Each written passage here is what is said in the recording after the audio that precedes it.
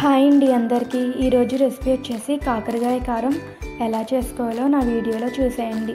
చాలా సింపుల్ ప్రాసెస్లో చెప్తున్నానండి. ముందుగా ఇలా కాకరకాయ ముక్కల్ని కట్ చేసుకుని పెట్టుకోవాలండి. ఇవి వచ్చేసి సన్నగా చక్కెరలాగా కట్ చేసుకుని పెట్టుకుంటే బాగుంటాయండి.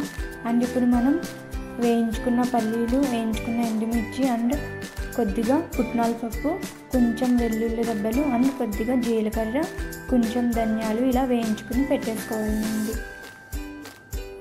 ఇప్పుడు మనం గ్యాస్ మీద ఒక మూకుడు పెట్టుకుని అందులో కొద్దిగా ఆయిల్ వేసుకుని కాకరకాయ ముక్కల్ని ఇలా డీప్ ఫ్రై చేసుకుంటూ ఉండాలండి.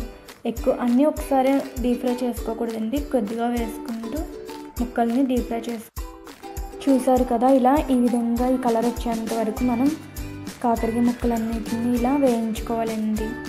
ఎక్కువ డీప్ ఫ్రై చేయకండి, ఇలా ఈ విధంగా వేయించుకుంటే చాలు.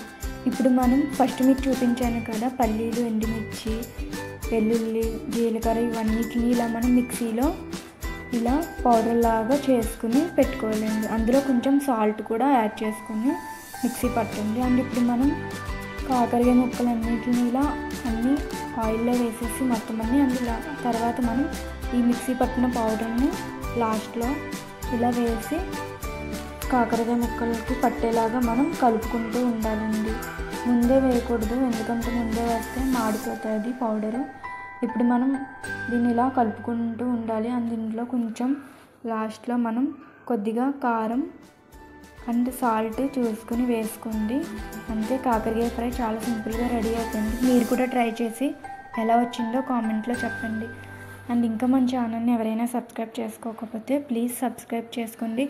అండ్ ఇంకా నన్ను సపోర్ట్ చేస్తున్న వాళ్ళందరికీ చాలా థ్యాంక్స్ అండి.